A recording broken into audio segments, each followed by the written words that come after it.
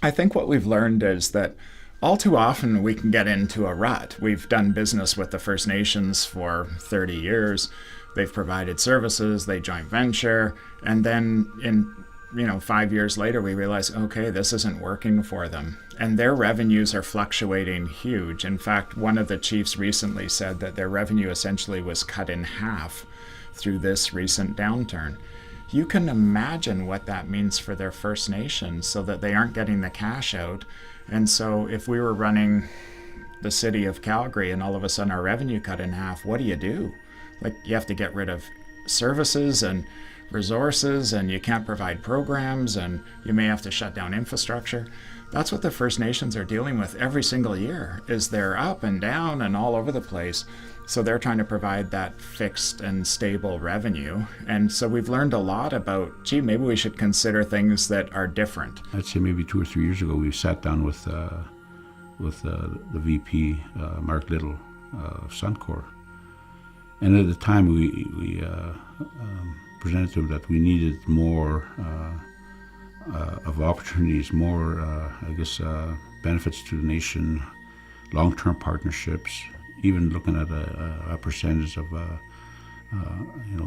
owner of Suncor. How could that look like? When he came back with this, proposal that we can be a partner in this East Tank Farm. I think it's a great thing for us, for my First Nation. I'm really impressed with what they did. Yeah, even the group of like Suncor, we worked with them for a lot of years. For the last 40 some odd years, and we're still having a good partnership with them. And this actually is a clincher for myself and my First Nation. This is the first time we've gone directly in partnership with the First Nation, so this is very different, and we're going to jointly own an asset together. And so it's very exciting, and it's kind of a whole breakthrough in our relationship. The East Tank Farm is located about 35 kilometers north of Fort McMurray and is just south of Suncor's oil sands base facility. The East Tank Farm is a tank terminal that is being constructed to provide bitumen, storage, cooling, and blending facilities for the Fort Hills Oil Sands project. This facility includes 7 new product tanks that are used to store the product, heat exchangers that are used to cool the bitumen. It also includes 2 vapor combustion units that are used to handle the gases from the tank. And there are some power and utilities interconnects that are being built as part of the facility, as well as interconnects with the various pipeline companies, including TransCanada and Enbridge.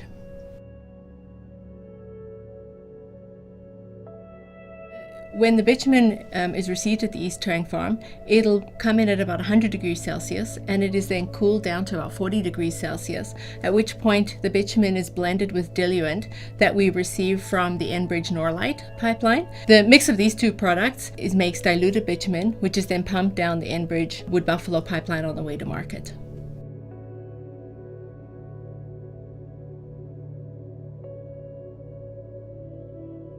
Suncor has joined with Fort McKay First Nations and Mikisew Cree First Nation to be owners of this new tank farm under the name Thebacha. And in this partner arrangement, Suncor will own 51% of the East Tank Farm, and the First Nation partners will own 49% of the East Tank Farm.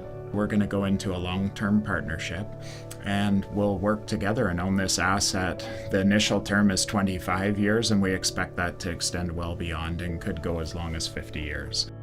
We're going to have the largest bond for a First Nation in Canadian history, and they will issue this bond, raise money, and set an interest rate essentially for the entire 25-year period, and it will generate income on a steady way, independent of fluctuations in the industry and such, for 25 years to fund their programs and education and health care and care for their elders and those sorts of things. So it's very exciting.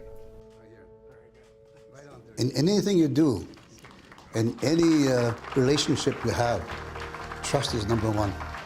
I have full trust in what's happening and this relationship we have with Fort McKay, and hopefully that other First Nations will benefit in the future after they see what's happening here. I think it's very, very important that First Nations start working together in doing things that will benefit the nations, the people as a whole. And also with now going back with industry where Suncor, the partnership with Suncor is very important because that gives us the tangible asset that we have been looking for in being able to complement the programs, the projects that MCFN has as a whole to be able to sustain the people today and into the future.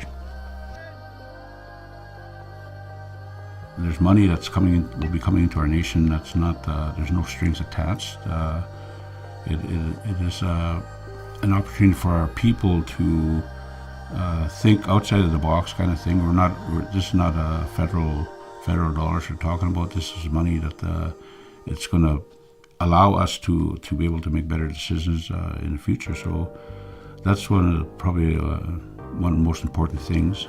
You know, I have 3,000 members in my Mikisew Cree, and we look at all that and we say, how many young people do we have? And our priority right now is put them through education, and hopefully that they can go further into further training, whether they go into the apprenticeships or university levels. It will be able to address the health issues and housing issues. And social problems are always going to be there, but at least we'll be able to have better opportunity to find ways how we can keep our young people focused on their own career paths. We will also look at the aspects of our culture, how we deal with that, and we don't want to lose that. That's one thing that's really high priority. You know, we want to be able to get back our language, which we lost over the years. There's a lot of things I'd like to do. It's from my point of view, I think it will benefit this First Nation tremendously. We always talk about certainty. You know, this is certainty for us. Probably a lot greater certainty than any other company has given us so far to date. I have a great-grandson who's 4-year-old, and I wish I had a crystal ball in front of me, and this is what I would wish for him, to be able to sustain his life, both our way of life and with the mainstream society where he's able to connect the both worlds together with ease. We can't stay, everything status quo and think that it'll go away and we'll be back to where we were. We have to adapt to the changes, and we can't sit back and wait for anybody to do that for us. We have to do it ourselves. In the earlier years that I remember, there used to be the sawmills along the Peace River, just north of here, and they employed a lot of people as well in the sawmills. So a person can work either summer and winter, or work all summer and trap all winter, but as long as the trapping season was open. So that was a good income for both ways, and people lived well. And when I left here in 72, some people were still trapping, but it was already starting to dwindle down.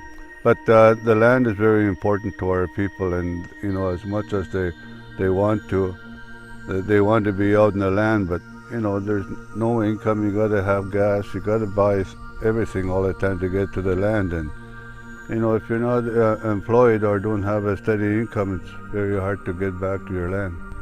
Now that I've just recently retired about a couple of years ago, and I came back to the land because this is where I enjoy the most, living out in my land.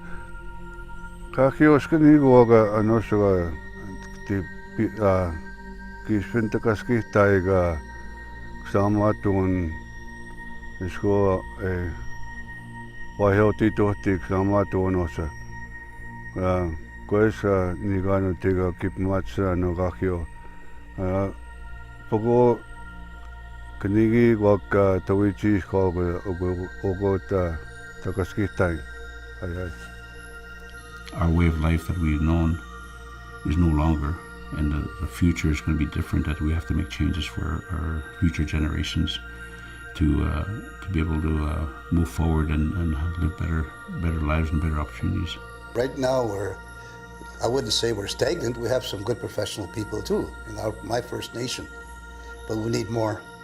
We got to have capacity. That's, I think this year, and I know, I shouldn't think, I know that this deal or this partnership will make that happen.